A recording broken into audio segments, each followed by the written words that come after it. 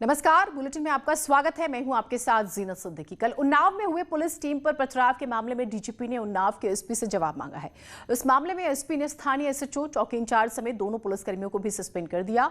दो पुलिस वाले बवाल के बीच सिर पर स्टूल और हाथ में टोकरी लिए दिखाई दिए। बताया जा रहा है कि बवाल से निपटने के तरीकों से डीजीपी एचसी अवस्थी काफी नाराज हैं। पथराव के दौरान पुलिस बिना तैयारी के मौके पर पहुंच गई थी और इसके बाद पुलिस वाले पथराव से बचने के लिए सिर पर स्टूल रखे हुए हाथों में बड़ी टोकरी को ढाल बनाते नजर आए। सोशल मीडिया पर यह तस्वीर, ये वीडियो वायरल हो गया।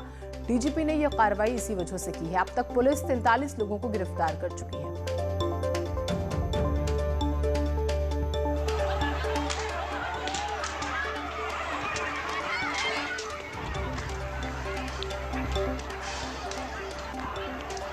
प्रथम दृष्टया अभिसूचना के अभाव के कारण इंस्पेक्टर कोतवाली और संबंधित चौकी इंचार्ज का खिलाफ कार्रवाई की गई, उनको निलंबित किया गया है।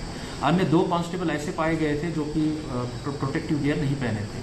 हालांकि मौके पे जो लोग उपलब्ध थे उनमें अधिकतर लोग प्रोटेक्टिव गियर के साथ तैयार थे, परंतु दो कांस्टेबल ऐसे पाए गए जिनके द्वारा प्रोटेक्टिव गियर नहीं पहना गया था, उनके खिलाफ भी कार्रवाई की जा रही है। और सीओ सिटी का भी इस संबंध में स्पष्टीकरण प्राप्त किया जा रहा है कि वहाँ पे मौके पे मौजूद फोर्स को प्रॉपरली ब्रीफ करने में क्या कमी हुई और इस कारण ये स्थिति, इस तरह की स्थिति क्रिएट हुई। इस संबंध में भी स्पष्टीकरण प्राप्त किया गया। इसमें इस कल हुई जो उपद्रव की जो घटना थी उस संबंध में 100 नामजद और 250 अज्ञात लोगों के खिलाफ अभियोग पंजीकृत किया गया है और अब तक 43 लोगों को गिरफ्तार किया गया है। सर, सूत्र बता रहे हैं कि इसमें कुछ भीम आर्मी के लोगों का भी हाथ होने की संभावना जताई जा रही है, जिस तरह से कल उपद्रव हुआ, क्योंकि एसडीएम ने एक दिन पहले समझाया था। इस पर क्या कुछ कार्रवाई की जाएगी? इसमें कोई भी व्यक्ति, अराजक व्यक्ति शामिल होगा तो उसके खिलाफ कठोरतम कार्रवाई की जाएगी। इसमें कोई भी व्यक्ति हो उसके खिलाफ हम जांच करेंगे, जांच के आधार पर कार्रवाई की जाएगी और इन सारी सूचनाओं का, अभिसूचनाओं का हम वेरिफिकेशन करेंगे। वेरिफिकेशन के बाद ऐसे असामाजिक तत्वों के द्वारा एक बहुत ही प्रभावी कार्रवाई हम लोग करेंगे। उन्नाव में पुलिस पर पथराव मामले में हैरान करने वाला खुलासा भी सामने आया है। सूत्रों से खबर है कि कल हुए उपद्रव के पीछे भीम आर्मी का हाथ है। बताया जा रहा है कि मुआवजे की मांग को लेकर भीड़ को भड़काया गया। एसपी ने कहा है कि सभी एंगल से मामले की जांच की जा रही है और कोई भी शख्स या संगठन माहौल खराब करने के पीछे पाया जाता है तो फिर उसके खिलाफ सख्त कार्रवाई की जाएगी। इससे पहले समाजवादी पार्टी के अध्यक्ष अखिलेश यादव ने इसी तस्वीर पर ट्वीट कर यूपी सरकार में कानून व्यवस्था पर सवाल उठाए थे। उन्होंने अखबार की खबर के साथ उन्नाव की 2 फोटोज को शेयर किया, जिसमें एक पुलिस वाला भीड़ से खुद को बचाने के लिए सिर पर प्लास्टिक का स्टूल रखे हुए है, वहीं एक पुलिस वाला सब्जी रखने वाली जो बड़ी टोकरी होती है उससे पथराव से बचने की कोशिश करते हुए दिखाई देता है। अखबार ने लिखा है कि पुलिस ने बिकरू कांड से सबक नहीं लिया और बवाल के बाद भी पुलिस वाले बिना सुरक्षा के मौके पर पहुंच गए। दरअसल मंगलवार को सड़क हादसे में मौत के बाद परिजनों ने बुधवार को शव रखकर मुआवजे की मांग करते हुए सड़क जाम कर दिया। पुलिस वाले जाम खुलवाने पहुंचे तो लोगों ने उनके ऊपर पथराव किया।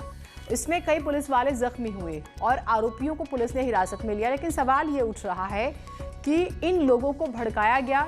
ये खबरें आ रही है कि कुछ लोग इसमें शामिल हुए भीम आर्मी के। दूसरी बात यह कि पुलिस बिना तैयारी के कैसे पहुंच गई जब बिकरू कांड जैसा एग्जाम्पल उनके सामने है।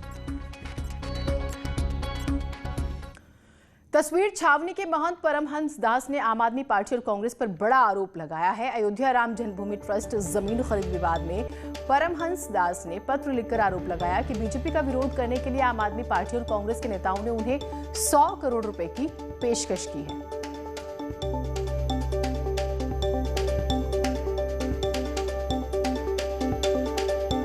दरअसल में आज सुबह 7 बजे 2 लोग हमारे पास आए और इसके बाद उन लोगों ने बताया, कहा स्वामी जी आप जो है क्यों परेशान हो रहे हैं, भाजपा वाले आपको पूछते नहीं हैं, संघ वाले आपको पूछते नहीं, बीहिप वाले पूछते नहीं, ट्रस्ट में कोई जगह नहीं है।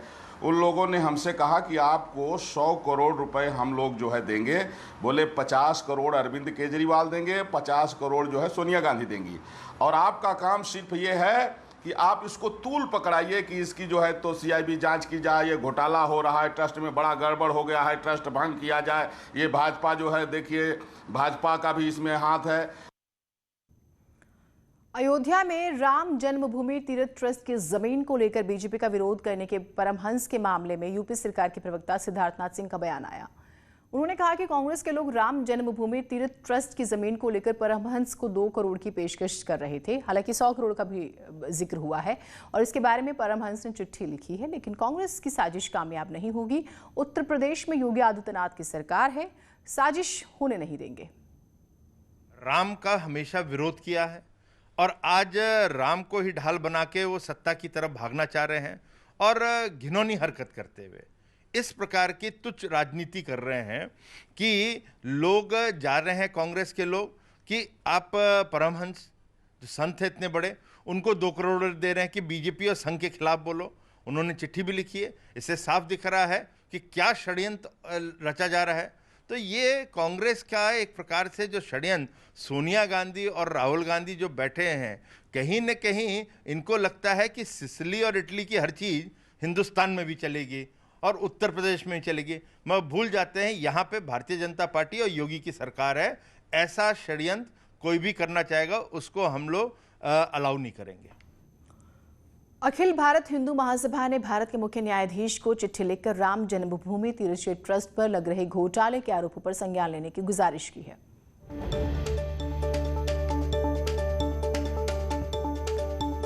तो देखिए, ट्रस्ट पर जिस तरह से आरोप लग रहे हैं, इस घोटाले की जैसे बात हो रही है, जो ये आरोप है कि भाई 2 करोड़ की जमीन को आप 18.5 करोड़ की खरीदते हैं। ट्रस्ट की तरफ से कई बार जवाब भी दिया गया, न सिर्फ प्रदेश सरकार को, सेंटर में भी उसके डॉक्यूमेंट्स भेजने की बातें होती हैं। उसके बाद अब अखिल भारत हिंदू महासभा ने भी इस बारे में चिट्ठी लिखी है और ट्रस्ट पर लग रहे आरोप पर संज्ञान ले, ये वो बात कह रहे हैं। राम मंदिर ट्रस्ट पर जो ट्रस्ट बनाया गया था बाकायदा, उस पर जो आरोप लग रहे हैं उसको लेकर उन्होंने चिट्ठी लिखी है, क्योंकि मॉनिटरिंग, सुप्रीम कोर्ट की मॉनिटरिंग में एक ट्रस्ट बनाया जाता है और उसमें बाकायदा नाम चयनित किए जाते हैं और उन्हें जिम्मेदारी दी जाती है और इस ट्रस्ट की जिम्मेदारी है इस मंदिर के निर्माण की जिम्मेदारी। अब उसमें आप देख रहे हैं कि इस घोटाले के सामने आने के बाद जो आरोप लग रहे हैं कि इस तरह से घोटाला किया गया, तो उस पे अब जांच की मांग हो रही है। तो अखिल भारत हिंदू महासभा ने भारत के मुख्य न्यायाधीश को चिट्ठी लिखकर राम जन्मभूमि तीर्थ ट्रस्ट पर लग रहे घोटाले के आरोपों पर संज्ञान लेने की गुजारिश की है। सुशील हमारे साथ, हमारे सहयोगी जुड़े हुए हैं। सुशील, इस चिट्ठी में क्या क्या मुख्य मांगे हैं? आज देखिए, साफ तौर से राम जन्मभूमि ट्रस्ट को लेकर जिस तरह सियासत हो रही है, उसी सियासत का एक पहलू ये भी है और उस सियासत का एक सिल्वर लाइन है जिसमें अखिल भारतीय हिंदू महासभा की तरफ से सुप्रीम कोर्ट में स्वामी चक्रपाणी की तरफ से ये पत्र लिखा गया है। चूंकि उन्होंने कहा है कि वो भी अपील संख्या 2636 जो फिलहाल राम जन्मभूमि मामले में जब सुनवाई हो रही थी तो उसके पार्टी थे, तो उन्होंने कहा कि बतौर पक्षकार वो चाहते हैं कि इस मामले में निष्पक्ष जांच के लिए सुप्रीम कोर्ट इस मामले में स्वतः संज्ञान ले और अगर उस जमीन की रजिस्ट्री में वाकई कुछ गड़बड़ी हुई है तो सुप्रीम कोर्ट उसको अपने स्तर से देखे। बहरहाल इसमें फिलहाल राम जन्मभूमि ट्रस्ट की तरफ से इस मामले में ये जानकारी दे दी गई है कि ये केवल एक राजनीति का रूप है और तमाम जो पॉलिटिकल पार्टीज हैं वो इसको एक बड़ा मुद्दा बना रही हैं, जबकि तमाम जो ट्रांजैक्शन किए हैं वो आरटीजीएस के द्वारा किए गए हैं, जिसको ये पैसे ट्रांसफर किए गए हैं। उन्होंने भी बताया है कि इसमें किसी प्रकार की गड़बड़ी नहीं है, लेकिन अब ये पहला एक ऐसा मामला है जो देश की सबसे बड़ी अदालत पहुंचा है जिसमें ये कहा गया है कि सुप्रीम कोर्ट इस मामले में स्वतः संज्ञान ले, क्योंकि मामला राम जन्मभूमि और लोगों की श्रद्धा से जुड़ा हुआ है। ठीक, और चक्रपाणी महाराज का आपने जिक्र किया, तो उनके अगर हम पिछले स्टेटमेंट्स को देखें और जिस तरह से कॉन्ट्रोवर्सीज को देखें तो फिर जो मंशा है उसके बारे में भी समझा जा सकता है। खैर, इन्वेस्टिगेशन का पार्ट है, आगे बढ़ते हैं।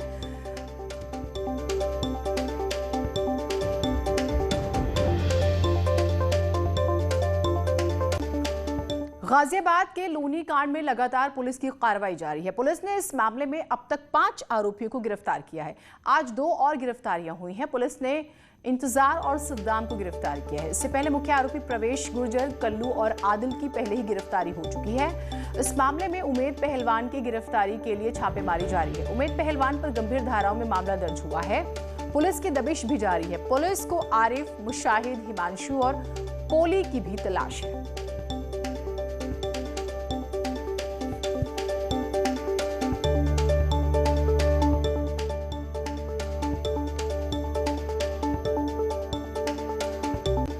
और अब हम आपको मामले में अब्दुल समद का एक वीडियो दिखा रहे हैं जिसमें अब्दुल समद कई सारे खुलासे कर रहा है। साथ ही वीडियो से यह भी पता चल रहा है कि वो झाड़ फूंक और ताबीज बनाने का काम करता था। जो दोबारा आया था तू करने, किसने कराया था? इंतजार ने हैं? इंतजार ने कह के भेजा है? कह के भेजा के जी ने मेरे बस में कर दो बस। हाँ, मेरे घर के ने जो तमीज वो भी सब देके गए हो। अच्छा हाँ बस जी ये सब इंतजार के कहने से गए हो? इंतजार के कहने के ना ये झूठ तो बोल के गया ना, तू ये कर दो वो कर दो, मतलब भूत थारे के परे थे, झूठ रहे थे नहीं ये? हाँ हैं? हाँ इंतजार ने क्या भेजा था तुझे? इंतजार ने कहा कि ये मेरे बस सारे में मेरे फेवर में आ जाना चाहिए। हैं? हाँ इनसे मेरा काम है, हैं? इनसे मेरा काम है, इनसे मेरा काम है। हाँ ये क्या भेजा इंतजार ने? बस बस। तो लोनी कांड का काला सच सामने आ रहा है। पीड़ित बुजुर्ग अब्दुल समद अपने बयानों से लगातार पलट रहे हैं। वहीं इस मामले पर की बात करें तो धार्मिक रंग देने की पूरी कोशिश की गई, जिस पर यूपी के कानून मंत्री ब्रजेश पाठक ने कहा है कि जिन लोगों ने भी धार्मिक उन्माद फैलाने की कोशिश की है उनके खिलाफ कड़ी से कड़ी कार्रवाई की जाएगी। उत्तर प्रदेश के गाजियाबाद के लोनी में धार्मिक उन्माद फैलाने की कोशिश की गई। बाकायदा सोशल मीडिया का इस्तेमाल किया गया। ट्विटर के अधिकारियों समेत 9 लोगों पर एफआईआर की गई। हमारे साथ उत्तर प्रदेश के कानून मंत्री ब्रजेश पाठक जी मौजूद हैं। सर, जिस तरह सोशल मीडिया के जरिए धार्मिक उन्माद फैलाने की कोशिश की गई, सरकार किस तरह की कार्रवाई कर रही है? देखिए, सरकार गंभीरता से प्रकरण को जांच करा रही है। जिस ढंग से सोशल मीडिया प्लेटफॉर्म्स का इस्तेमाल करके सांप्रदायिक सौहार्द को बिगाड़ने का कोशिश किया गया, कानून व्यवस्था से छेड़छाड़ का प्रयास किया गया, इस मामले में हम किसी को भी नहीं बख्शेंगे। जो भी दोषी हैं उनके खिलाफ हम कड़ी कार्रवाई कर रहे हैं। ट्विटर के 2 बड़े अधिकारियों के खिलाफ भी उसमें एफआईआर है। टोटल 9 लोगों के खिलाफ 153 यानी देशद्रोह भी लगाया आप लोगों ने। इसके साथ ही जो सोशल मीडिया प्लेटफॉर्म्स को संचालित करने वाले लोग हैं उनको पहले भी कई बार कहा गया था कि इस मामले में आप गंभीरता से लें, कोई ऐसी लापरवाही न करें जिससे प्रदेश की कानून व्यवस्था बिगड़े। हम उन लोगों के खिलाफ भी जो जिम्मेदार ऑफिसर्स हैं उनके खिलाफ भी कड़ी कार्रवाई कर रहे हैं। ये बताइए कि एक लोकल नेता का नाम आया है, उमेद पहलवान, कहा जा रहा है कि वो किसी एक दूसरी पार्टी से जुड़ा हुआ है, उसके खिलाफ भी आज मुकदमा दर्ज हो गया, तो उसके खिलाफ क्या कार्रवाई होनी चाहिए? असल क्या है, व्यक्तिगत रूप से मैं किसी के नाम को लेकर के मैं नहीं कह सकता हूँ। ये जांच का विषय है और जब तक जांच चल रही है किसी के भी नाम का उल्लेख करना मैं उसको उचित नहीं मानता। लेकिन जांच में जो भी आएगा, चाहे कितना भी बड़े पद पर बैठा व्यक्ति हो, हम बिल्कुल नहीं छोड़ेंगे। हम कड़ी से कड़ी कार्रवाई करेंगे। एक छोटा सा ब्रेक ले रहे हैं, कहीं मत जाइएगा। महामारी में बीमार बाल मन, मतलब कि हमारे पास कोई काम ही नहीं है करने को, सिर्फ पढ़ने के लिए ही है। आपके घर में भी बच्चे परेशान हैं। मेरा लॉकडाउन में समय तो एकदम बेकार करता है। मैं अपने दोस्तों से मिल नहीं पाता।